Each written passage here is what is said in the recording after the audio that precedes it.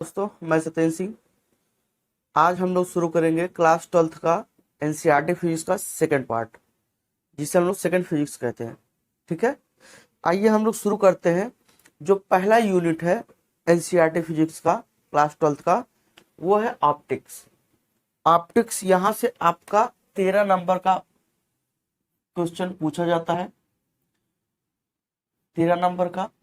और अगर देखा जाए प्रकाश की, तो हम कह सकते हैं प्रकाश की भौतिक विज्ञान की ऐसी शाखा है जिसके अंतर्गत प्रकाश के बारे में हम अध्ययन करते हैं। ठीक है, प्रकाश और प्रकाश से संबंधित कई घटनाओं के बारे में अध्ययन करना ही क्या कहलाता है?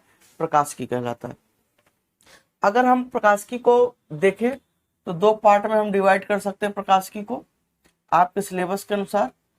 एक आपका होता है रे ऑप्टिक्स होता है, एक रे ऑप्टिक्स होता है जिसे हम लोग किरण प्रकाशिकी कहते हैं, किरण प्रकाशिकी। और दूसरा होता है दोस्तों वेव ऑप्टिक्स, वेव ऑप्टिक्स जिसे हम लोग तरंग प्रकाशिकी कहते हैं, तरंग प्रकाशिकी कहते हैं। रे ऑप्टिक्स क्या होगा दोस्तों? रे ऑप्टिक्स में हम प्रकाश से संबंधित होने वाली घटनाओं का अध्ययन तब करेंगे उसे किरण मानकर, किरण के रूप में मानकर, या हम कह सकते हैं कि हम प्रकाश का वो नेचर देखेंगे जब प्रकाश किरण के रूप में चलता है, रे के रूप में चलता है, तब हम प्रकाश की जो घटनाओं का अध्ययन करेंगे उसे हम कहेंगे किरण प्रकाश की। ठीक है, और यहाँ पर तरंग वाले में क्या होगा? तरंग प्रकाश की हम प्रकाश की घटनाओं का अध्ययन तब करेंगे जब प्रकाश को हम क्या मान के चलेंगे? वेव, एक तरंग मानकर चलेंगे। तब प्रकाश में जो घटनाएं देखने को मिलती है, जो प्रकाश का बिहेवियर होता है, उसका अध्ययन हम करेंगे तो वो कहलाएगा तरंग प्रकाश की। ठीक है दोस्तों, आइए हम लोग बात करते हैं इसमें कौन कौन सा चैप्टर आपको देखना पड़ेगा। जो पहला चैप्टर है वो है बच्चा परावर्तन है, प्रकाश का परावर्तन। दूसरा अपवर्तन, दूसरा अपवर्तन। तीसरा आपका लेंस है। चौथा प्रिज्म है। अगला जो टॉपिक है वो आपका मानव नेत्र, मानव नेत्र एवं उसके दोष, उसके दोष मतलब मानव नेत्र में क्या क्या डिफेक्ट देखने को मिल सकते हैं। ठीक है, उसके दोष। और फिर लास्ट में हम लोग देखेंगे सूक्ष्मदर्शी, सूक्ष्मदर्शी, इसके बारे में हम लोग अध्ययन करेंगे। ये हमारा किसके अंतर्गत आएगा? रे ऑप्टिक्स के अंतर्गत आएगा। इन चैप्टरों को हम लोग किस में अध्ययन करेंगे? रे ऑप्टिक्स के अंतर्गत। और इसमें हम लोगों को अध्ययन करना है हाइगेंस तरंग सिद्धांत, हाइगेंस का तरंग सिद्धांत। दूसरा है व्यतिकरण, जिसे हम लोग इंटरफेरेंस कहते हैं। तीसरा विवर्तन है और चौथा ध्रुवण है। इतने चैप्टर से आपका 13 नंबर का क्वेश्चन आता है और ये सभी बोर्ड के विद्यार्थियों के लिए उपयोगी होगा। और हम कह सकते हैं कि यही पूरा आपका, इसमें आपका थ्योरी भी रहेगा, न्यूमेरिकल भी रहेगा, डेरिवेशन भी रहेगा। तीनों चीजें हम लोग को देखनी पड़ेगी। और अगर देखा जाए, जैसा कि आप लोग जान रहे हो कोविड काल चल रहा है, तो इस वजह से परीक्षाएं थोड़ा इधर उधर बाधित हुई है, क्लास भी आपका बाधित हुआ है। तो इस हिसाब से जो एनसीईआरटी का सिलेबस है, जो एनसीईआरटी का सिलेबस है वो क्या किया गया है? 30% रिड्यूस किया गया है, 30% क्या कर दिया गया है? रिड्यूस कर दिया गया है। अब उसमें किन किन चैप्टरों को हटाया है? तो प्रकाश का परावर्तन ये आपका हटा दिया है, और इधर ध्रुवण को क्या कर दिया है? हटा दिया है। ठीक है, तो इस यूनिट में जो प्रकाश की यूनिट है, इसमें से इन दोनों चैप्टरों को आपको नहीं पढ़ना है। ठीक है, तो हम लोग शुरुआत कहां से करेंगे? स्टार्टिंग कहां से करेंगे? प्रकाश का अपवर्तन। ठीक है, अपवर्तन आपका पहला चैप्टर रहेगा। किसके आधार पर? एनसीईआरटी का जो सिलेबस है प्रेजेंट टाइम में 2020 में 20-21 सत्र के लिए, क्योंकि 30% क्या कर दिया गया, रिड्यूस कर दिया गया है। उस आधार पे आपका जो पहला चैप्टर होगा प्रकाश का अपवर्तन होगा। हम लोग यही से दोस्तों देखेंगे, लेकिन हम लोग बिल्कुल बेसिक से चलेंगे और सारी चीजों को इकट्ठा करके देखते हुए चलेंगे। ठीक है, आइए हम लोग शुरू करते हैं अपने सिलेबस को। सबसे पहला जो हमारा ये चैप्टर है वो है क्या है, प्रकाश का अपवर्तन। प्रकाश का अपवर्तन। तो हमारा जो पहला चैप्टर है प्रकाश का अपवर्तन, ठीक है, इसे हम कहेंगे refraction of light. Refraction, refraction of light, प्रकाश का अपवर्तन। अब हम इसके बारे में पढ़ें उससे पहले हम कुछ प्रकाश के बारे में जान लेते हैं। तो अगर दोस्तों हम यहाँ पर बात करें कि प्रकाश क्या होता है, लाइट क्या होती है, लाइट क्या होती है, प्रकाश क्या होता है, तो उससे पहले हम देखेंगे प्रकाश के बारे में। तो अगर दोस्तों बात करें तो प्रकाश एक प्रकार की ऊर्जा होती है। प्रकाश एक प्रकार की ऊर्जा होती है,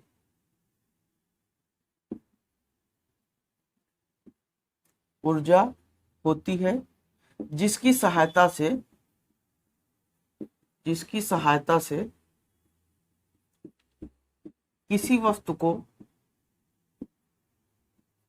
किसी वस्तु को हम अपनी आंखों द्वारा देखते हैं,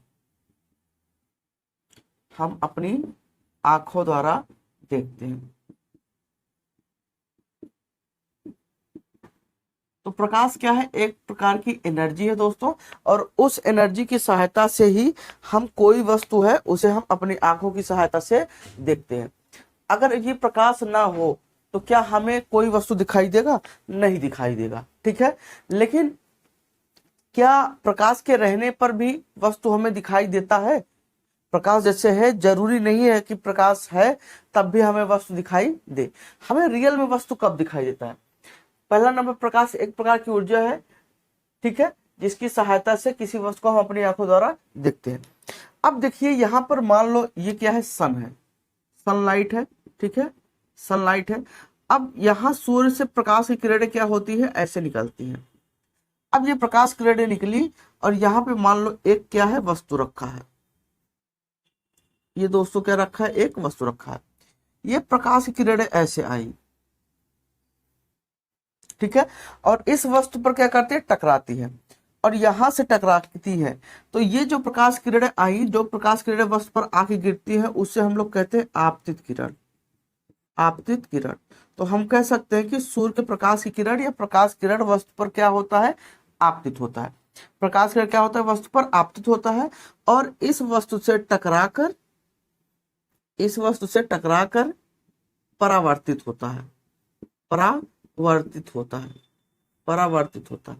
परावर्तित होने का दोस्तों मतलब क्या है कि ये मान लो एक सतह है और इस सतह पर प्रकाश किरण आपतित हुआ, आया, जो किरण आते उसे आपतित किरण कहेंगे, आया और इससे टकरा कर ऐसे लौट गया। तो ये क्या हुआ, आपका आपतित किरण, आपतित किरण, और ये जो टकरा कर वापस जा रहा है उसे हम क्या कहेंगे, परावर्तित किरण। और यही टकराने की घटना जो होती है, टकरा कर वापस जाने की जो घटना होती है, इसी को हम लोग कहते हैं दोस्तों प्रकाश का परावर्तन कहते हैं। ठीक है, रिफ्लेक्शन ऑफ लाइट। तो परावर्तित होकर हमारी आंखों पर जब दोस्तों पड़ता है, हमारी आंखों पर पड़ता है, तो हमें जो भी वस्तु होता है वो विजिबल हो जाता है हमारी आंखों पे। ठीक है, मतलब वो हमें दिखाई देने लगता है। तो हम कह सकते हैं कि जब कोई प्रकाश किरण किसी वस्तु पर आपतित होता है तो वहां से परावर्तित होकर हमारी आंखों पर जाता है, तो वस्तु हमें दिखाई देता है। तो कब हमें वस्तु बच्चों दिखाई देगा, जब कोई प्रकाश किरण, यहां लिख लेते हैं, जब कोई प्रकाश किरण, जब कोई प्रकाश किरण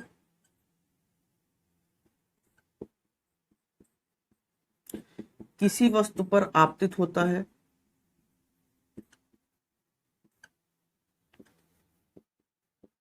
आपतित होता है, और उस वस्तु से टकराकर, उस वस्तु से टकराकर हमारी आंखों पर पड़ता है तो वस्तु हमें दिखाई देती है, तो वस्तु हमें दिखाई देती है। ठीक है दोस्तों, तो कोई भी वस्तु हमें तभी दिखाई देगा जब कोई प्रकाश किरण वस्तु पर टकराकर हमारी आंखों पर पड़ेगा। ठीक है, यही कारण है दोस्तों कि जब हम उजाले में होते हैं, उजाले से अंधेरे में देखते हैं तो हमें वस्तु दिखाई नहीं देता है। मतलब क्या है कि हम बच्चों कहाँ हैं? उजाला में।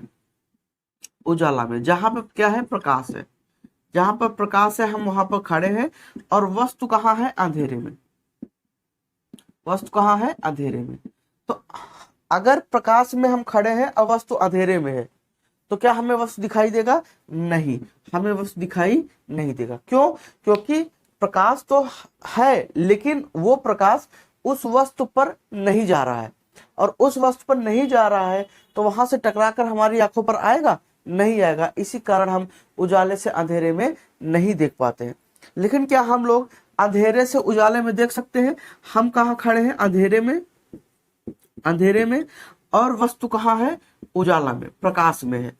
वस्तु कहाँ है? प्रकाश में। तो क्या वस्तु हमें दिखाई देता है? हाँ, दिखाई देता है। हमें वस्तु दिखाई देगा। क्यों? क्योंकि हम भले से अंधेरे में खड़े हैं, वस्तु पर प्रकाश पड़ रहा है और वहां से टकराकर हमारी आंखों तक आ रहा है, इसलिए वो वस्तु विजिबल हो रहा है, वो वस्तु हमें देखने को मिल रहा है।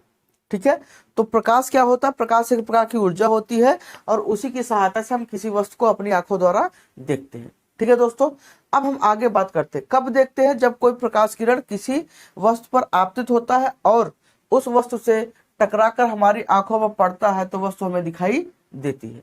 क्लियर हो? अब आगे हम बात करते हैं। ये तो प्रकाश हो गया। अब प्रकाश की कुछ प्रॉपर्टी देखते हैं, क्या होता है प्रकाश के गुण। ठीक है, तो हेडिंग बनाइए, प्रकाश के गुण। Property of light. Properties of light, प्रकाश के गुण। प्रकाश के गुण क्या होता है बच्चों? प्रकाश के गुण। अगर प्रकाश के गुण के बारे में बात करें तो पहला नंबर, प्रकाश सीधा सीधा सिंपल सा इसका क्या कहते हैं? प्रॉपर्टी होती है, प्रकाश एक सरल एवं सीधी रेखा में गमन करती है। गमन करने का मतलब चलती है, गमन करती है। दोस्तों क्या है? प्रकाश एक सीधी और सरल रेखा में, ये आपका सीधी और सरल रेखा में प्रकाश ऐसे ही चलती है। ठीक है, कंडीशन क्या होना चाहिए? माध्यम आपका एक होना चाहिए, समांग माध्यम। समांग माध्यम का मतलब क्या है कि अगर हम ये ले ले, ये आपका मान लो एक मीडियम है, ठीक है, और ये क्या है? समांग माध्यम, जिसे हम लोग होमोजीनियस मीडियम कहते हैं। मीडियम का मतलब, माध्यम का मतलब क्या होता है? मीडियम का मतलब आपका जैसे वायु हो गया, ठीक है, मीडियम का मतलब वायु हो गया, जल हो गया, तेल हो गया, ठीक है, कांच हो गया, ये सब दोस्तों क्या है? मीडियम है। जिसमें प्रकाश चल सकता है वो सब क्या है? मीडियम है। ठीक है, तो ये एक समांग माध्यम है। समांग माध्यम का मतलब ये पूरा स्थान पे अगर दोस्तों वायु है तो पूरे में क्या होगा? वायु ही होगा। तो ऐसे अब स्थान पर अगर प्रकाश चलेगा तो वो हमेशा सीधी और सरल रेखा में चलेगा। और यही कारण है कि जो हमें ये जो क्या कहते हैं, सूर्य ग्रहण और चंद्र ग्रहण की घटना देखने को मिलती है, इसी के कारण हमें देखने को मिलती है। ठीक है, तो प्रकाश एक सरल एवं सीधी रेखा में गमन करता है। दूसरा जो इसका क्या कहते हैं प्रॉपर्टी है, जो दूसरा प्रॉपर्टी दोस्तों है वो क्या है? प्रकाश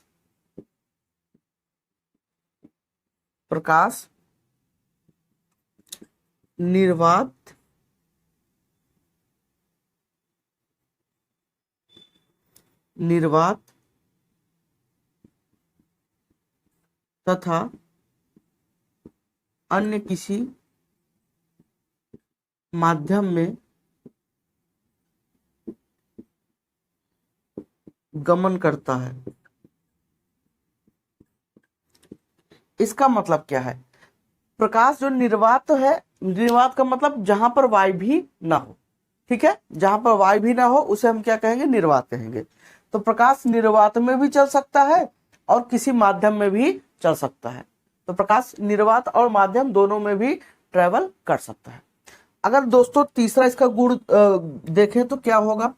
तीसरा क्या है? प्रकाश एक विद्युत चुंबकीय तरंग होती है। प्रकाश एक विद्युत चुंबकीय तरंग होती है। विद्युत चुंबकीय तरंग होती है।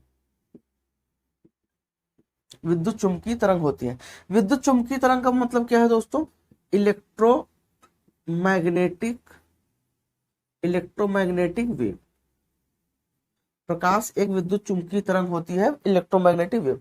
अगर बच्चों वेव की बात करें, तरंग की बात करें, तो तरंग क्या होता है? किसी माध्यम में जो डिस्टरबेंस होता है, जो विक्षोभ होता है, उसी को हम लोग क्या कहेंगे? तरंग कहेंगे।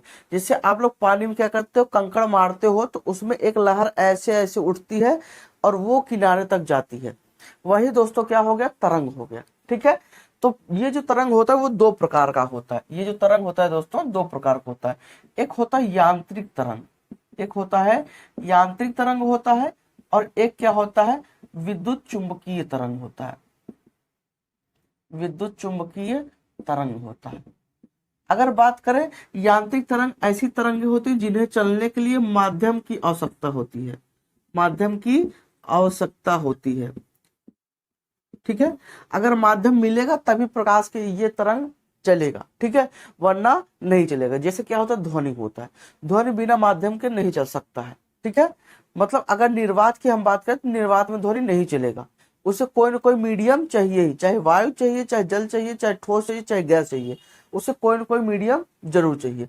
लेकिन विद्युत चुंबकीय तरंग ऐसी तरंग होती है जिसे चलने के लिए माध्यम की आवश्यकता नहीं होती है। माध्यम की आवश्यकता नहीं होती है, मतलब अगर उसे माध्यम मिले तब भी चलेगा, अगर नहीं मिलता है तब भी चलेगा। ठीक है, तो प्रकाश क्या होता है? एक प्रकार का वैद्युत चुंबकीय तरंग, इलेक्ट्रोमैग्नेटिक वेव। तो प्रकाश, इसका मतलब क्या होगा? ये किसी न किसी माध्यम में भी चल सकता है और विदाउट माध्यम में भी चल सकता है। ठीक है, अच्छा, अब आगे हम लोग बात करते हैं इसकी अगली प्रॉपर्टी, प्रकाश का। ठीक है, प्रकाश की चाल, प्रकाश की चाल सर्वाधिक निर्वात निर्वात या वायु, निर्वात या वायु में 3 × 10⁸ मीटर पर सेकेंड होता है। तो अगर बात किया जाए प्रकाश की चाल सबसे अधिक कहाँ होता है, तो दोस्तों निर्वात में होता है, और निर्वात से ही हल्का फुल्का थोड़ा बहुत कम वायु में भी होता है। तो इसलिए लगभग क्या मान लेते हैं कि निर्वात और वायु में प्रकाश की चाल क्या होता है? 3 × 10⁸ मीटर पर सेकेंड होता है। ठीक है, अच्छा, आगे हम बात करते हैं पांचवी प्रॉपर्टी, अलग अलग माध्यम प्रकाश की चाल अलग अलग होता है। अलग अलग माध्यमों में प्रकाश की चाल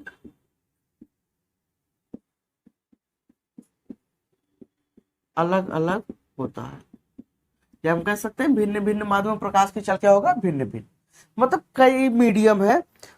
अगर मीडियम बदल जा रहा है, माध्यम, हमने कहा कि माध्यम का मतलब दोस्तों क्या है? यहाँ पर माध्यम का अगर मतलब देखा जाए तो जैसे क्या है? वायु है, जल है, तेल है, हीरा है, कांच है, ये सब दोस्तों क्या है? ये अलग अलग मीडियम है। ये सब क्या है? अलग अलग मीडियम है। अब वायु से अगर जल में प्रकाश जाएगा तो प्रकाश की चाल क्या हो जाएगी? चेंज हो जाएगी। जल से तेल में जाएगा तब भी प्रकाश की चाल क्या हो जाएगी? चेंज हो जाएगी। ठीक है, तो हम कहेंगे कि अगर माध्यम बदल रहा है तो प्रकाश की चाल भी क्या हो जाएगी? बदल जाएगी। ठीक है, ये आपका एक प्रॉपर्टी था। अब यहां पे बात करते हैं दोस्तों प्रकाश का तरंग दैर्ध्य। प्रकाश का तरंग दैर्ध्य, प्रकाश का तरंग दैर्ध्य, प्रकाश का तरंग दैर्ध्य दोस्तों 3900 एंगस्ट्राम से 7800 एंगस्ट्राम, या हम कह सकते हैं 4000 एंगस्ट्राम से 8000 एंगस्ट्राम होता है। ठीक है, कई किताबों ने 3900 एंगस्ट्राम से 7800 एंगस्ट्राम रखा है, कई ने 3800 से 8000 रखा है या 7800 रखा है, कई ने 4000 एंगस्ट्राम से 8000 एंगस्ट्राम रखा है।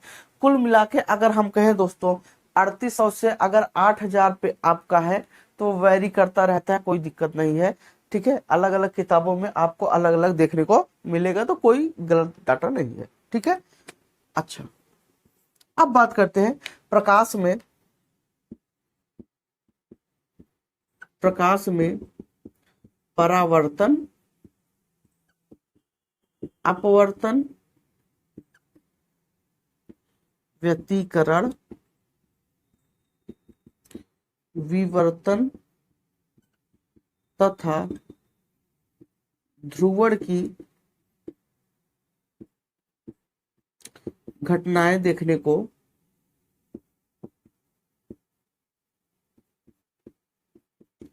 प्राप्त होती है। हम कह सकते हैं प्रकाश में परावर्तन, अपवर्तन, व्यतिकरण, विवर्तन तथा ध्रुवण की घटनाएं होती हैं। ठीक है, तो ये प्रकाश की क्या है, प्रॉपर्टी है। अब ये घटनाओं के बारे में हमें क्या करना है, स्टडी करना है, अध्ययन करना है चैप्टर वाइज के रूप में। ठीक है दोस्तों, कोई दिक्कत, ये इतनी क्या थी, इसकी प्रॉपर्टी थी। ये प्रकाश का क्या था, एक मोटा माटी क्या था, अगर देखा जाए तो प्रकाश का गुण था। कोई दिक्कत दोस्तों नहीं ना।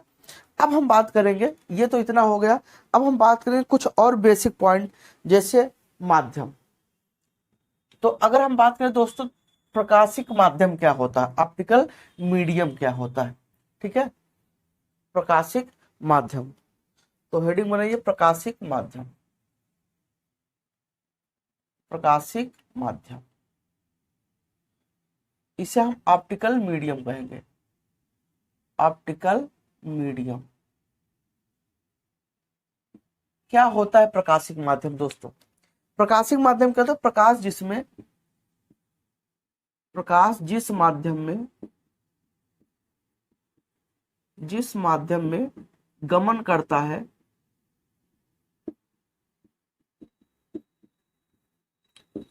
उसे प्रकाशिक माध्यम कहते हैं, उसे प्रकाशिक माध्यम कहते हैं, प्रकाशिक माध्यम कहते हैं। कोई मीडियम है जिसमें प्रकाश चल सकता है वो क्या होता है, प्रकाशिक माध्यम। अब हम बात करेंगे ये मीडियम कितने प्रकार का होता है। तो अगर इसके हम टाइप के बारे में बात करें दोस्तों, टाइप्स के बारे में बात करें तो ये दोस्तों 3 प्रकार का होता है। पहला क्या होता है, पारदर्शी माध्यम होता है। पहला पारदर्शी माध्यम होता है। पारदर्शी माध्यम क्या होता है, ऐसा माध्यम जिससे प्रकाश का अधिकांश भाग, मैक्सिमम पार्ट, प्रकाश का अधिकांश भाग आर पार हो जाए,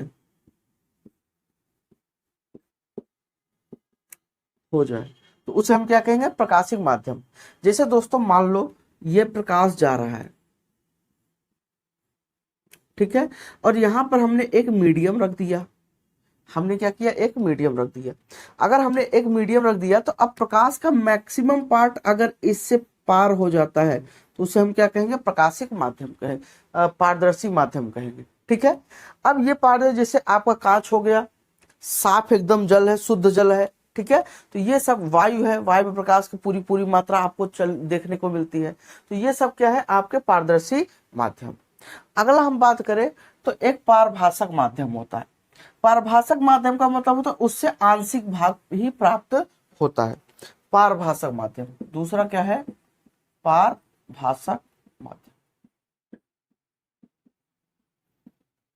पारभाषक माध्यम, तो इससे क्या होगा, प्रकाश का आंशिक भाग पार होता है, प्रकाश का आंशिक भाग पार होता है। ठीक है, इसका मतलब क्या है कि अगर ये कोई प्रकाश किरण जा रही है ऐसे, और इसके सामने हमने एक मीडियम रख दिया ये मीडियम मान लो ये आपका रखा हुआ है, और इस मीडियम से प्रकाश की कुछ ही भाग अगर पार हो रही है तो उसे हम क्या कहेंगे, आंशिक। आंशिक मतलब अगर यहाँ से दोस्तों अगर 99% प्रकाश पार हो जा रहा है तो इसका मैक्सिमम भाग पार हो रहा है, और यहाँ से मान लो 80% भाग पार हो रहा है तो इसका मतलब कि आंशिक भाग है। ठीक है, जैसे आपका क्या होता है, स्क्रैच हुआ आपका शीशा है, अगर शीशा होता है, जो कांच होता है, अगर वो खुरदुरा है तो वहां से क्या होगा, आंशिक भागी प्रकाश का क्या होगा, पार होगा। ठीक है, जैसे आपका थोड़ा गंदा जल है, ठीक है, तो वो सब क्या है, आपके आंशिक भाग। ठीक है, अच्छा, अब तीसरा हम बात करेंगे अपारदर्शक। अपारदर्शक माध्यम या अपारदर्शी माध्यम इसे कहते हैं। अपारदर्शक माध्यम क्या होता है, या अपारदर्शी माध्यम, अपारदर्शी माध्यम क्या होता है, अपारदर्शी माध्यम जिससे प्रकाश का बिल्कुल भाग पार न हो, जिससे प्रकाश का कोई भाग पार ना हो। ठीक है, ऐसा माध्यम जिससे प्रकाश का कोई भाग अगर पार नहीं होता है तो उसे हम लोग क्या कहेंगे, अपारदर्शी। जैसे दोस्तों यहां से ये आपका प्रकाश जा रहा है, ठीक है, और हमने दोस्तों क्या कर दिया, इसके सामने एक हमने माध्यम लगा दिया। अगर हमने माध्यम लगा दिया और हमने देखा कि इधर प्रकाश का कोई भी भाग नहीं आया है तो ऐसे माध्यम को हम लोग क्या कहेंगे, अपारदर्शी। जैसे दीवार है, दीवार पे अगर आप टॉर्च को मारो तो दीवार के उस पार लाइट नहीं जाती है, तो जो दीवार है वो क्या है, आपका अपारदर्शी माध्यम। ठीक है, तो ये बच्चों दोस्तों क्या कहते हैं, आपका प्रकाश का एक इंट्रोडक्शन था, एक बेस था। अब हम लोग अगले पार्ट में हम लोग शुरू करेंगे प्रकाश का अपवर्तन। ठीक है, अगर दोस्तों आपको अच्छा लगा हो वीडियो तो आप चैनल को जरूर सब्सक्राइब करें और वीडियो को लाइक करें, अपने दोस्तों में